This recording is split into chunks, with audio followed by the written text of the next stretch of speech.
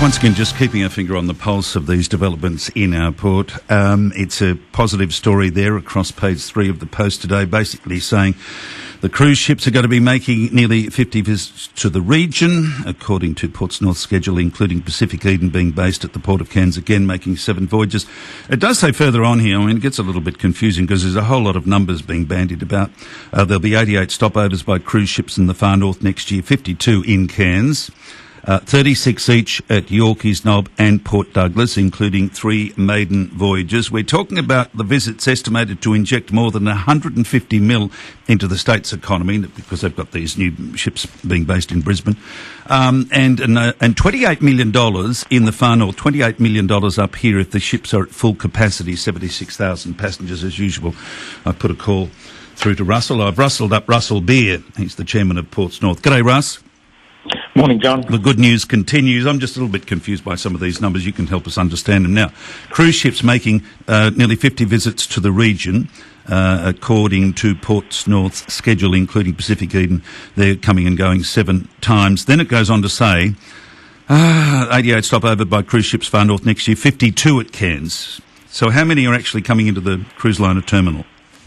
John, bearing in mind we're talking about next year, 2018, and it's currently May 2017. Oh, okay. So you would expect significantly more ships will be coming in next year than that. I mean, they're the ones just confirmed already, so the news only gets better.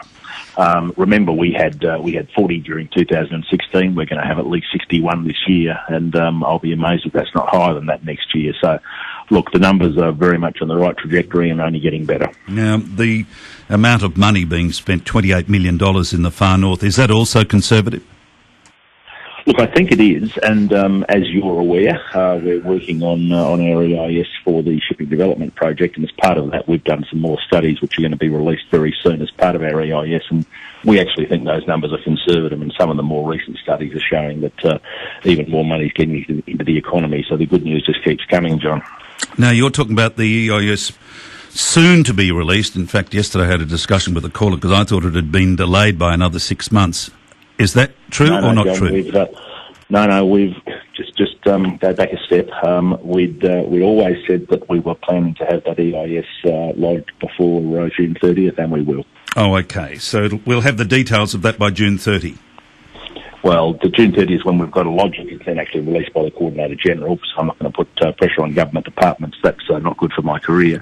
Exactly. But I suspect it'll be turned around by the Co-ordinator General pretty quickly after that. All right. Well, that's a positive sign because I'm sure there was some discussion about it being put off by another 6 months, which would have meant the end of the year. The expiry date has been of the EIS has been extended until the end of the year, but no, it'll be lots of work before then, John. All right. Well, that'll be good news for that caller yesterday.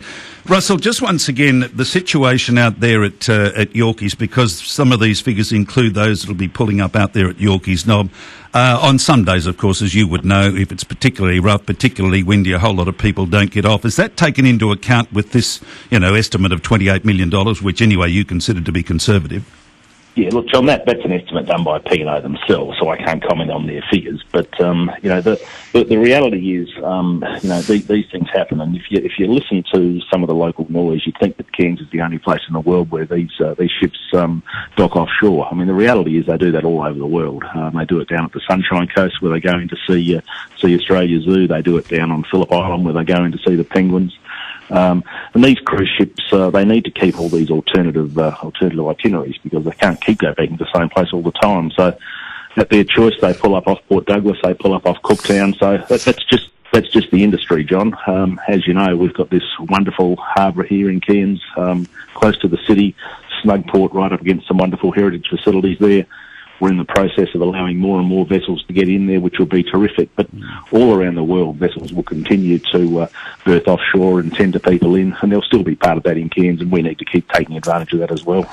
Now, the discussion yesterday with the caller also had to do with where the spoil might go if indeed we're going ahead with that dredging project. East Trinity had been mentioned and the Barron Delta had been mentioned.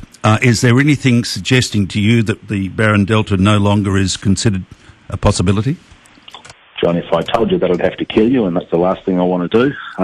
The EIS is being finalised as we speak. The ink will be dry on that soon. And at the moment, both East Trinity and the Barron Delta are on the agenda, and the answer to that won't be released until the Co-ordinator General is told when the EIS is lodged with him. All right, Russ, I think that's the answer to every question I had in my head. Just generally speaking, the next 2 years, you're sounding very bullish about basically a continued increase in the number of visitors to our port. John, not only bullish about the next 2 years, it's actually going to get better and better. The cruise industry around the world is growing. The cruise industry in Australia is growing. The work that we've done recently with the cruise companies confirms that there are two key ports in Australia their customers want to go to are Sydney and Cairns. So it's just getting more and more positive. And the other, I think, bright spark on our horizon there is that a betting man would say that it is now highly likely that at some stage in the near future the new Brisbane cruise liner terminal will be developed. And that's fantastic for Cairns because cruise liner terminals, they're network businesses. So the more places that they can go which are close to Cairns and be on the same itinerary, the better. So that'll be fantastic for Cairns. Good on you, Russ. Thank you. John, can you indulge me for 30 seconds? Go for your life. We talk a lot about the Port of Cairns, and properly so, but I'd also just like to throw in some very positive developments in our port at Meridian. So even though we run 9 ports, we talk about our 2-port strategy where we have Cairns as the port where people are coming and going and where we're dealing with our cruise liners and our reef visits and everything else. But down at Meridian, which is more of our industrial port, historically that's always just been a sugar and a molasses port, but there's some real interesting developments down there. 2 weeks ago, we had our 3rd shipment of magnetite coming down from the tableland, so there's actually iron ore being exported out of there, very, very high quality stuff. We're working closely with potential exporters there of things like silica sand. I expect later this year we'll be exporting zinc and possibly copper out of that port. So some real good stuff happening on the industrial side as well. So whilst obviously the cruise liners and the reef stuff are the sexy things that people see, we're also doing this other stuff under the radar, which is, I think, really good for the local economy as well. Excellent news. Good on you, Russ. Thank you. Thanks, John. Russell is the Ports North Chairman, Russell Beer, with time now 23 to 10. Are you